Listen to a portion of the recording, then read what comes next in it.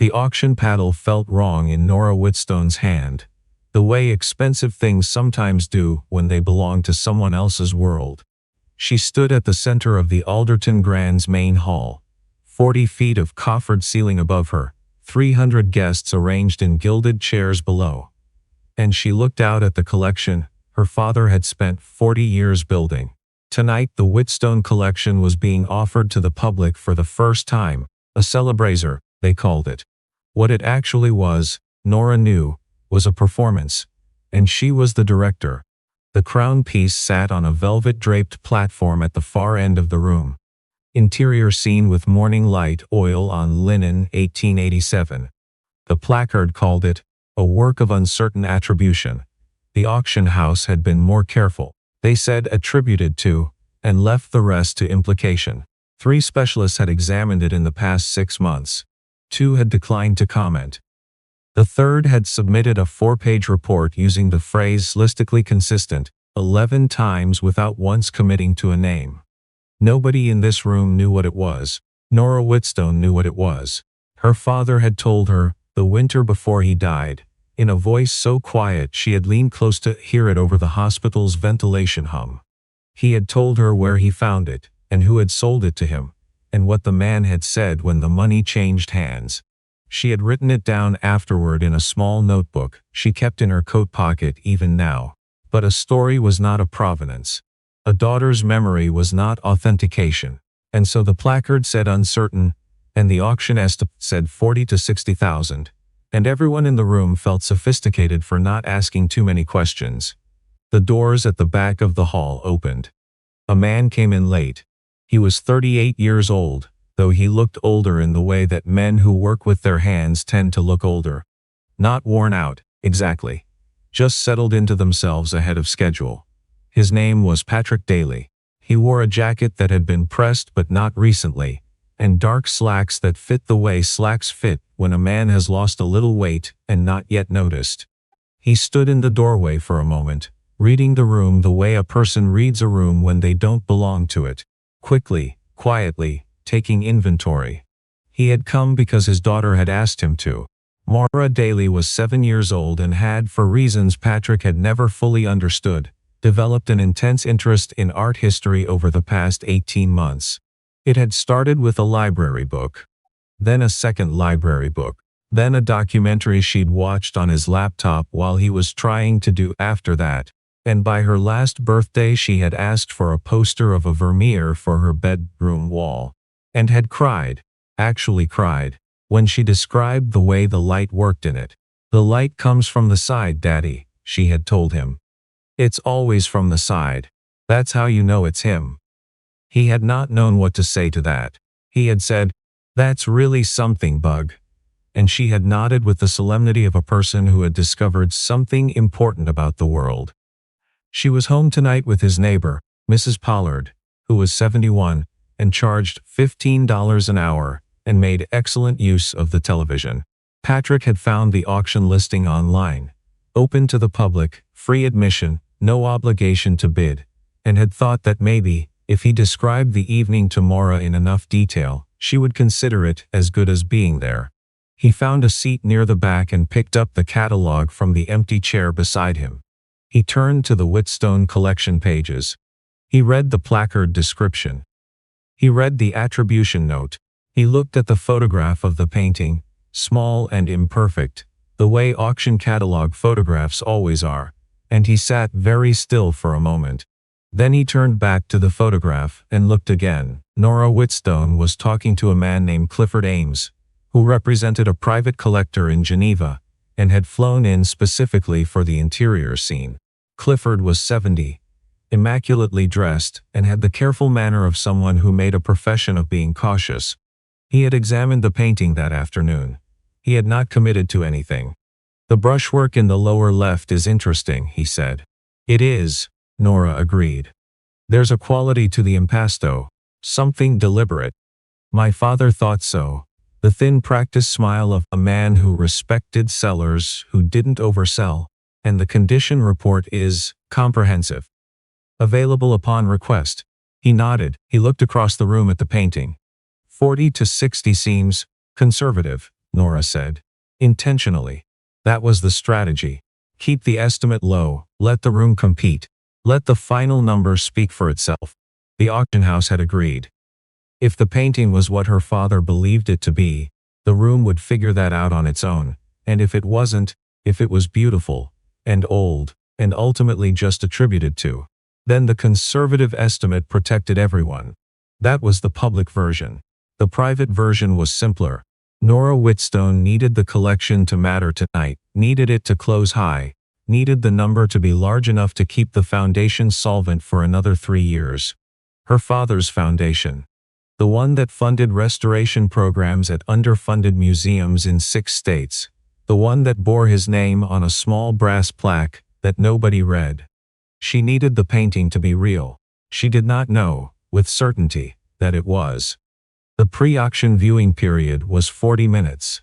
People moved through the collection at the pace of people at openings, which is to say they moved at the pace of their drinks, pausing at things that seemed like they deserved pausing at, spending the actual attention on other people.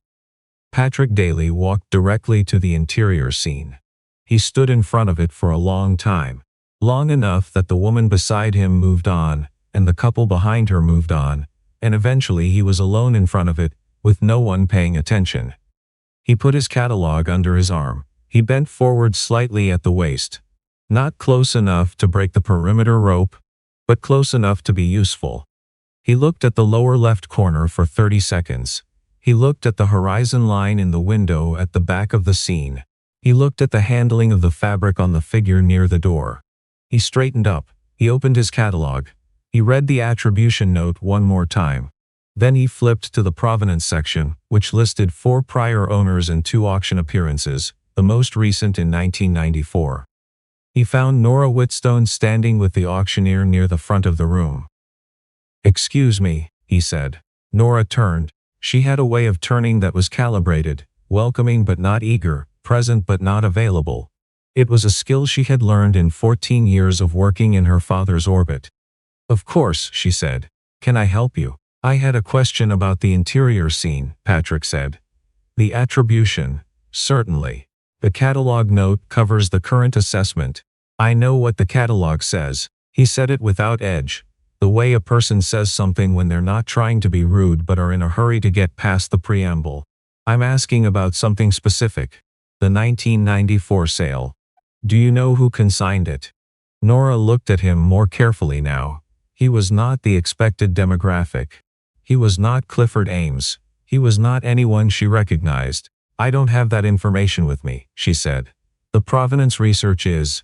"There's a number in the lower left corner," Patrick said. "Under the varnish. You'd need Regult to see it. It's a studio inventory mark. I've seen it before." The room continued around them. Someone laughed at a private joke. A waiter collected empty glasses. Clifford Ames, across the room, was talking to a woman in a blue dress about the market for Dutch Golden Age works. Nora kept her voice level. "What do you mean you've seen it before?" "My father did restoration work," Patrick said. "Not." He paused, choosing the word carefully.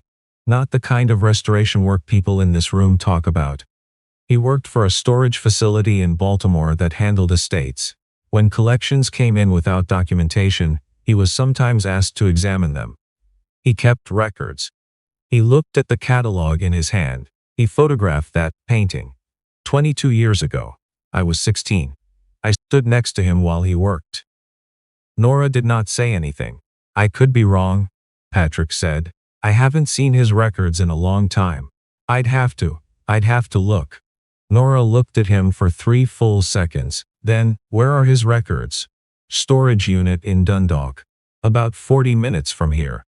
A pause. "I still pay the monthly fee." "Why?" Patrick looked at her. It was a question she had asked without thinking, the kind of question that slips out because you're not thinking about tact, you're thinking about the answer. And he seemed to understand that. He considered it honestly.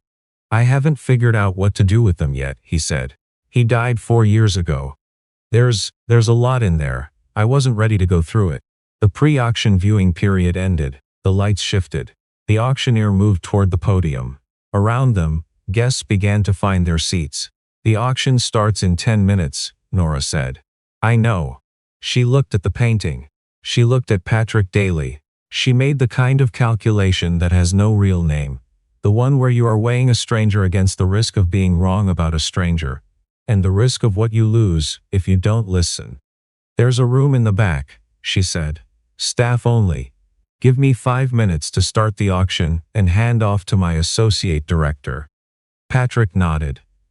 The auction opened at $38,000. It moved efficiently through the smaller pieces. A bronze figurine her father had loved. A set of etchings that a telephone bidder was clearly determined to win. A watercolor that sold to a young couple in the third row who held hands when the hammer fell. Nora was not watching. She was in the back room with Patrick Daly and her phone. He had his own phone out too. He was scrolling through his camera roll, years of photographs, the kind of unsorted of organizing, just documenting. Looking for something specific. He was looking for something specific. He called them field records. Patrick said while he scrolled. Just his phone, back then. The quality is. He paused. Here. He handed her the phone. The photograph was from 2003. Low resolution, slightly overexposed, the kind of image that is only useful if you already know what you're looking at. But the painting was visible, laid flat on a work surface, raking light from the left cutting across it at an angle that showed the surface texture in relief. In the lower left corner, visible in the raking light, was a sequence of numbers and a partial symbol. It was small. You would not see it under normal gallery lighting. You would not see it in the auction catalog photograph. You would see it if you knew to look and had the right conditions and had stood in front of paintings long enough to know where inventory marks tended to live. Below the photograph, Patrick's father had written a note in the digital file name. WC 1887, Storage Rosen Estate. Nora looked at the file name for a long time. The Rosen Estate. She knew that name. Not from the provenance research, it hadn't appeared there, which was itself a kind of information. She knew it from her father. From a conversation they'd had, years ago, one of those winding dinner table conversations, where he would talk about the origins of pieces he'd almost bought, the trails that went cold, the ones that got away. He had told her once about a collection that had been dispersed too fast after the owner's death. A family in too much debt, too little patience. Things sold privately, without proper documentation.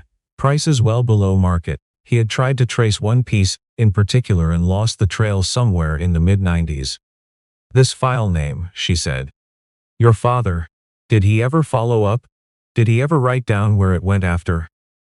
I don't know, Patrick said. That's what's in the storage unit. It goes on the block in. She checked the time, maybe 20 minutes. Patrick looked at the phone in her hand, then at her. What happens if it sells and it turns out to be what I think it is? Nora said, that depends on what it is. I mean, what happens to you?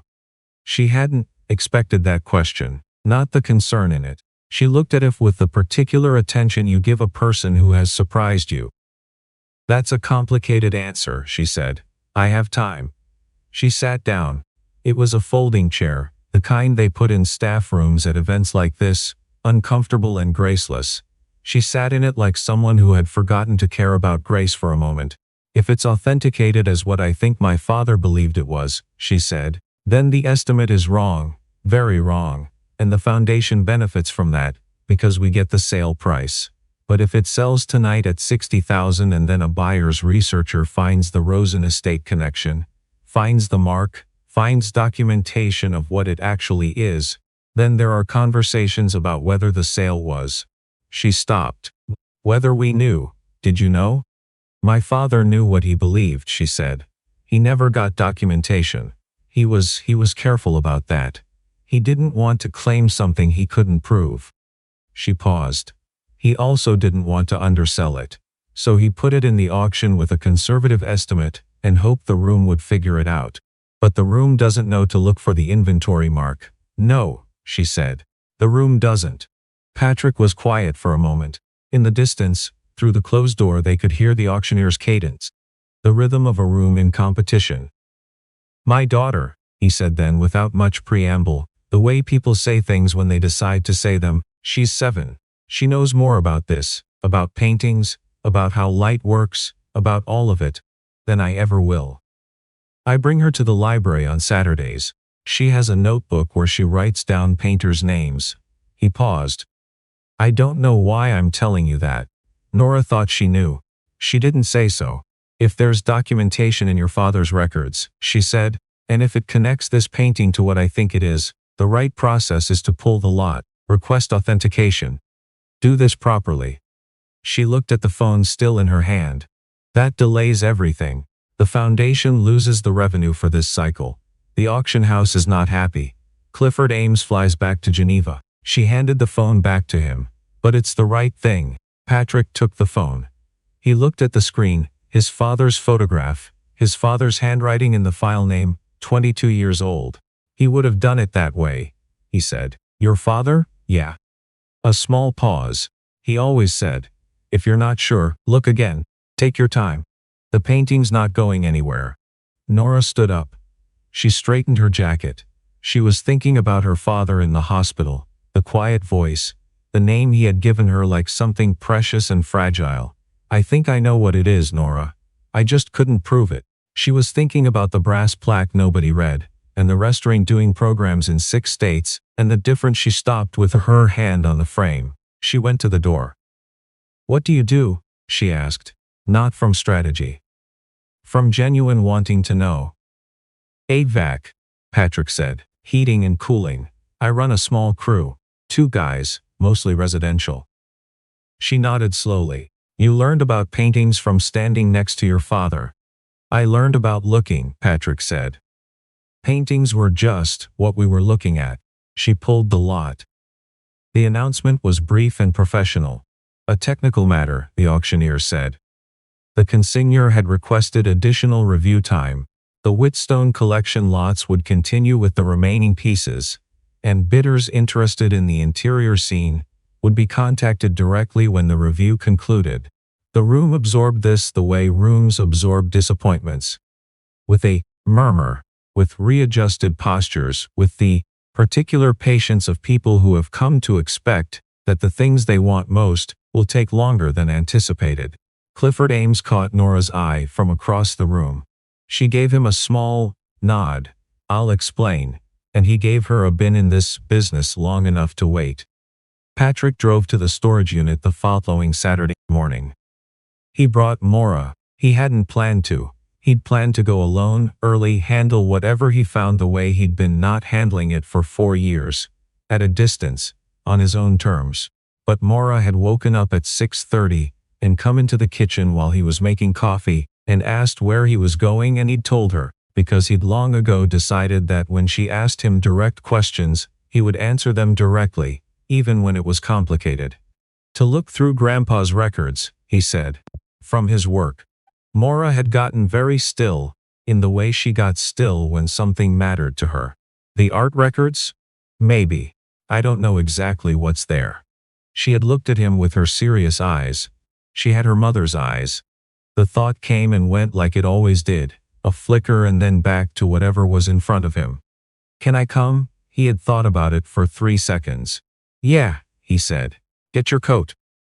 The unit was climate controlled, which his father had insisted on, and Patrick had maintained without ever opening the door, paying the bill each month the way you pay for something you're not ready to let go of. Inside were 12 banker's boxes, a flat file cabinet, a folding table, and a rolling stool. It smelled like paper, and a little bit of cedar, and something that Patrick associated so specifically with his father that the smell arrived before the memory and produced the feeling first. The feeling of being 16. And watching careful hands work under portable lights. Nora walked in and looked around with her hands in her pockets. There's a lot of boxes, she said. Yeah. Are they labeled? Patrick looked. They were. His father had labeled everything, dates and estate names in black marker, neat and consistent. The man had been meticulous in a way Patrick had never fully appreciated until he started doing his own record keeping and discovered how hard it was. He found the box labeled Rosen, 2001-2004 on the 3rd shelf. He put it on the folding table and opened it. Inside, photographs, printed on paper and also on a CD in a paper sleeve. Contact sheets. written notes in his father's handwriting. Compact, slanted left, very little wasted space. Condition observations. In some cases, sketches, specific details, little thumbnail drawings that showed the location of marks or damage on a canvas. He found the interior scene on the 4th page. His father had written 3 pages of notes on it. Condition. Provenance questions. The inventory mark in the lower left. And at the bottom of the 3rd page, in a different pen, added later, Patrick could tell by the ink shade, a name. 2 names, actually, and a question mark after them. Patrick read the names. He sat very still for a moment. Maura had been going through a box of contact sheets nearby, holding them up to the overhead light, the way someone had apparently taught her to, at an angle, not directly. She looked over at him. "Did you find something?" "Yeah," he said. "I think I did." She came and stood beside him. She read over his arm. She was a reader, had been since she was 4. She read everything in her line of sight, and she looked at the names on the page. She was quiet for a moment. "Daddy," she said, with the weight a 7-year-old puts on a word when she has figured something out. "That's a very important painter." "I know. Like very important. That would be." She paused. "Doing something valuable, right? If it's true, yeah. It would be." She looked at the notes. She looked at him. "What are you going to do?" Patrick thought about that. He thought about a woman in a folding chair in a back room, talking about doing things properly. He thought about his father's handwriting, all these years in a box, patient and exact. He thought about what it meant to know something and do nothing with it. "I'm going to call someone," he said. The authentication process took 4 months. Patrick participated only on the margins. He provided the records, made himself available for questions, drove to a facility in Philadelphia once to answer questions from a researcher who wanted to understand the chain of custody and how his father had come to examine the painting in the first place. He answered everything he knew and said clearly when he didn't know. He brought his father's notes, his photographs, his CD of digital images.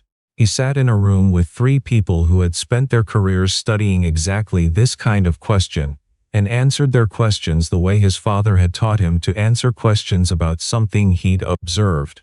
Carefully, without embellishment, without reach past what the evidence actually said. The painting was authenticated. It was not the most significant find of the decade. It was not front-page news.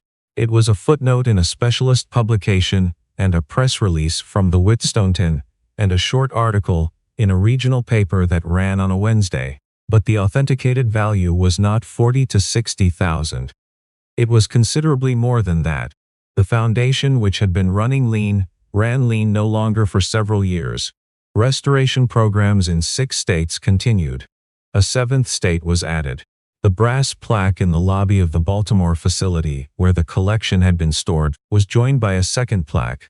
A donor recognition, modest, the way her father's had always done things. Nora called Patrick when the final number was confirmed. He was at work. He took the call outside, standing in the side yard of a house in Catonsville, where his crew was replacing a ductwork system. It was November and cold, and he was in a work jacket with the company name on the chest. "It's done," she said. "Yeah? The number is," she told him the number. Patrick was quiet for a moment. "I know," she said. "I know.